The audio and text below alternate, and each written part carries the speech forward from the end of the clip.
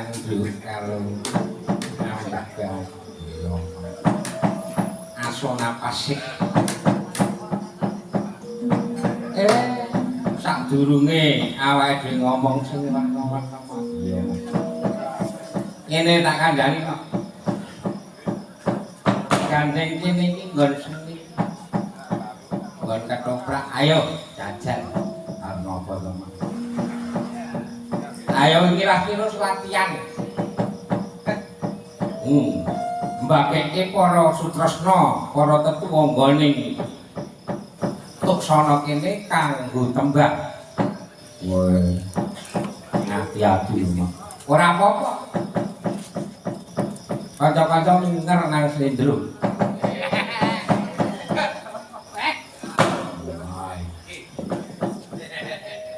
sing lambiren kae arep minger karepe dhewe ben uben minger iki sapa Mas wah kok aku noleh iki kok ana kanca-kanca wis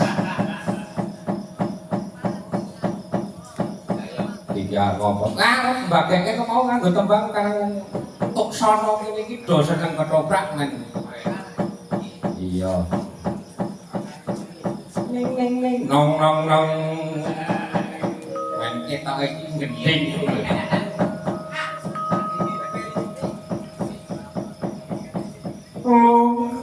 nah kurang dulu sing mburi dong tak gawe iki arep njaluk sing saka dhuwur apa tengah-tengah ayo Mas monggo para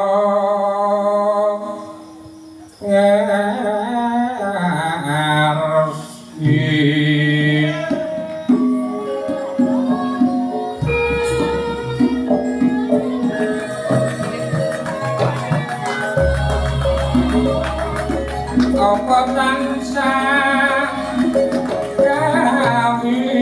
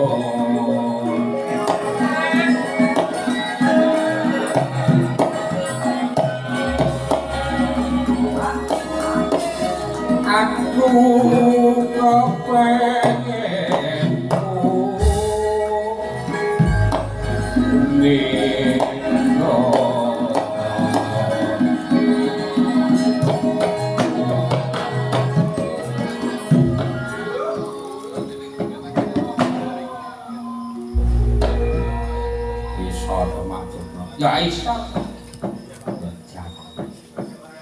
sing gambar yo apik saka Candra Laras campur sithik karo Kaneka Laras ana sing ora laras sing ora laras sing apik kabeh nok men prayoga coba diwangsuli enak menawi mundut pawan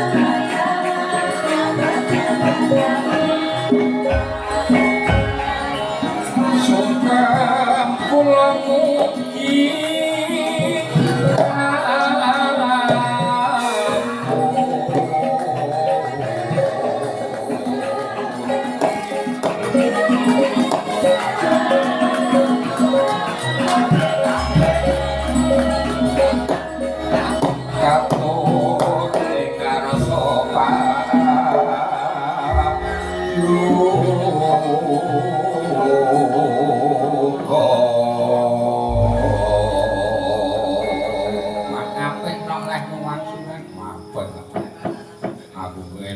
pemain apa tenan aku seneng jan apa tenan muga-muga kelakuane ya apik ngene ya ana ya sak wis mbageke ya mak sak durunge awake dhewe tekan kene atur pambagya karo sapa kowe ora ngerti iki sing kepareng rawuh nang kene kaya mau bapak komandan Kodim ngoten mak ana ibu panewu ya rawuh kowe karo sapa mak karo supire terus ana para lurah para punggawa ning praja do rawuh rene oh para kadang sutresna tetuangganing kelurahan kok Kalikutuk kali Tuksono oh iki Tuksono mak ngaku ngasilani ning mula bukane tak critani mergo ana sejarahe oh ngono mak iki ngaturaken sugeng dalu para sepuh kini sepuh punden ing Tuksono kene Pak Nduk sing rawuh alhamdulillah kirang-kirang iki mau nggon mulelagon wis mbageke sakwise kuwi awake dhewe kudu muji syukur lho iya mak wis pinaringan kelakon kasembatan tekan kene senajan to tembunge Pak Lurah pokoke iki jan wis ning ditagih janjine ya ora apa-apa mak golek srawung muji syukur wonten ngasane Gusti Kang Arya jagat lho awake dhewe kasembatan iso nyanyi ana ing Tuksono kene mak telok tenaga mongko iki jublune jublu iki luar biasa wingi aku ngira tak tutuk-tutuk saka niki semen kok kayu sing ngono kayu niku ya ora sae mus jan elok tenan iki nduk dadi pangertimu joglo Tuksono kene iki saka pemerintah daerah istimewa Yogyakarta yaiku nganggo dana sing iso nyengkuyung ingkang mongko ora mung iso mbangun gedunge nyatane kawulane ya iso budaya iki nyatane gelar kaya mengkene iki kabeh anak-anak Tuksono kabeh oh tepuk tangan kang Tuksono kan mongko gedung budaya kaya iki ana Kulon Rokok gek ana 3 oh kok ngerti sing aku dikandani karo Pak Lurah siji Tuksono kene Tuksono ing Sukarna sijine ana ing Kalirejo ana 3 kene mergo dideki joglo gedene kaya ngene iki mergo iki klebu desa mandiri budaya oh wah elok tenan elok sapa lurahe elok tenan budaya iki mergo lurahe jalan-jalan dadi apik kuwi mergo lurahe no wah elok tenan kan mongko nang kene iki akeh pabrik kuwi ya lurahe lho iki ana Kambililang kuwi lurahe iki ora Dremis Kambil sing Dremis paling ululune wis ora sembrono ululune iki kancaku sekolah oh kancamu sekolah to iya iki aku tak takon gandeng aku nang kene iki ora weruh sapa-sapa kang rawuh ing mongko mau ana komandan tak noleh sithik ya nak ya mak apa-apa Komandan apa tasih? Oh sampun kondur nggih. Pak Dan Ramil. Pak wis. Sesuk kono kelakon tak amuk nang kantor iki. Lah kok juk blenjani janji. Jare aku nunggoni aku kok juk lunga ya wis apa. Ning nduk ngene piye mak. Najan ke komandan wis lunga, komandanku saka nang bulan ya wis teko kae. Sopo? Aku noleh nyewa. Ana kontraktor saka nang bulan. Karo sapa karo ingon-ingone. Wis matur nuwun sami rawuh. Sapa meneh wis. Oke pokoke. Ngene, Nduk. Ya senajan to komandan wis mundur ora apa-apa. Ayo nang kene iki awake dhewe bareng-bareng mrengeti kelurahan Tuksana sing kaping 79. Awit dumadining kelurahan kene pancen nganggo sejarah nok. Iya, Mas. Ning ora tak critake nang kene. Komando ngrungokke lan presani wae Mas. Nang kene arep seneng-seneng ayo mergo mringeti Murang Tuksana sing ambal warsa kaping 79 monggo. Ke taun pira to Mas? Nek aku mau maca ke taun 1947 bener ora Pak Lurah? Oh, leres.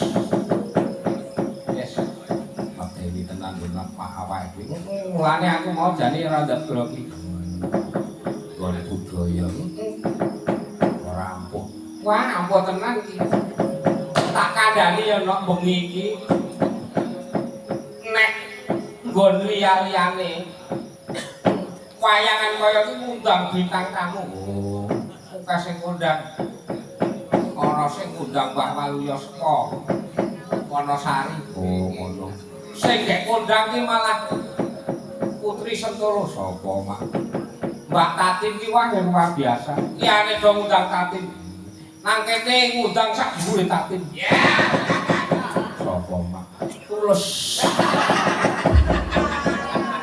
Apa iso sak dhuwure. Ada cal takono cok nang dhuwure Tatin kok. Ora. Kae kepala cok nang isor. Wis ngene ya Nak ya wis matur nuwun. Iki sindene mau sing dingendikake Pak Lurah pokoke sing nrimo ya Nak ya. Nek dingendikake nang sing telu mau jan cetha.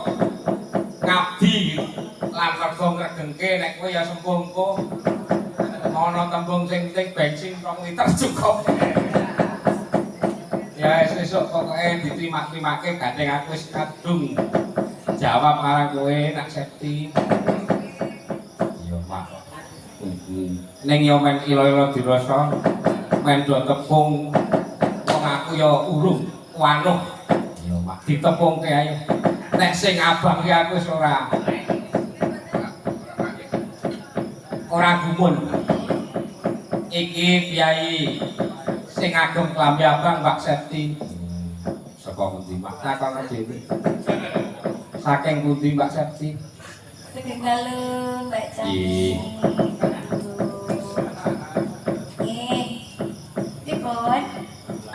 Mbak Septi saking pundi? Men preso para kadanging Tuksana iki. Kula saking Mandapadu. Oh, nang isor waduk. Nggih. Isor waduk iki wudel. Kowe apa nggih yen-yenane? Wis pokoke ngisor waduk tok wis cukup wis. Ora usah ngisor-ngisor meneh. Ada Waduk Sermo. Lho, waduk Sermo. Matur nuwun. Ah, saiki ngandinge. Ampun. Janis. Abang dhewe mboten napa-napa nggih. Ora sagam ora apa-apa. Bener sampean iki paing. Kok pirsa? Ngerti wae. Ya nduk sijine men sawu tepung. Belum dalu, Pak. Iya. Ada panganan di Bandung, Pak.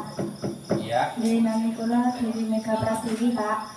Dwi Mega Prastiwi. Dewi, Pak. Oh, Dewi Pak. Yes, marake kerontor-rontor. Saking?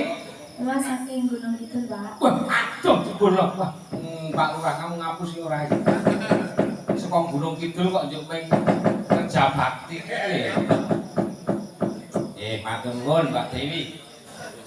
Ingkang sisih wetane?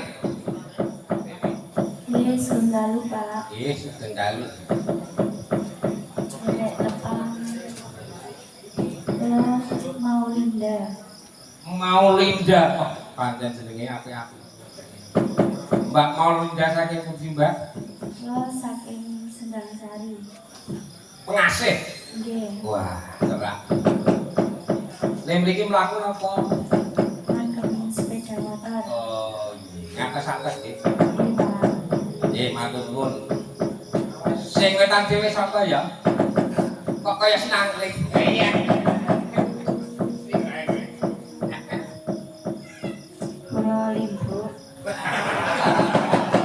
Nah, iki tak kandhani Mas Jalidin. Adat saben nek melu kaneka laras. Sinden iki nang tengen mergo mungsuhe luwih tuwa-tuwa. Ning kahanan saiki wah wis ya di ngapura aja dadi atimu. Kene nok dhewe. Boten napa-napa. Tua dhewe ning bodo dhewe. Wis pokoke ora apa-apa.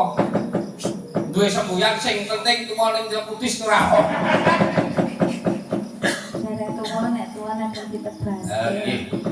Matur nuwun. Ampun gelo ya seragame ra sida.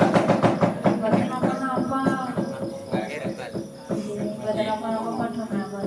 Sing mau esuk nika pun nggih kula kabar. Ya iki. Wong tuwek iki. Wis nduk ngene. Ya ora ketang awake dhewe sak iso-isone. Iki pinangka karo ngetes ya ora kok ngetes. Kadang-kadang sekotuk sono kene le bendina kegladen. Oh, ngono mah sing marai sapa. Wah, iki ora ana liya. Sing ngesuwi panjenenganipun Den Mas Kurus. Oh, sareng Mas Kurus kuwi kiai saka Gunung Kidul. Wah. Sosiale kalian. Ampun tenan kok saiki yo pitu aja. Anu aku nek kelingan zaman iki. Kelingan rasa critake ra kene. Kowe pengen crita biyen nek tulus ki teko Mbak Sibis.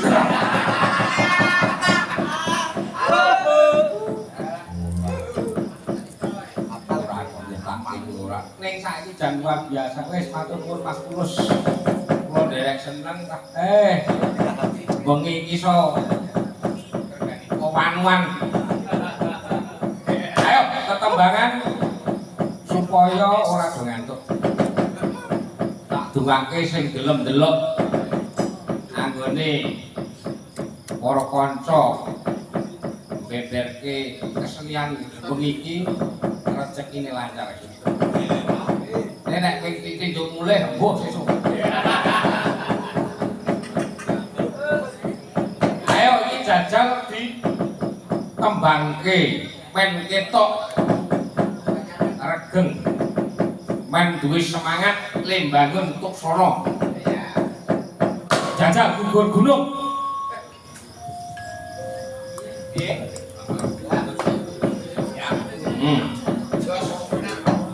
Kanca-kanca mburi siap. Beres ya. Apa gunane ana bayu nang kono? Nom dhewe kudu ngrasa dhewe. Apa meneh sing jenenge bayu alah yuyu. Yes. Yuyu karo rasa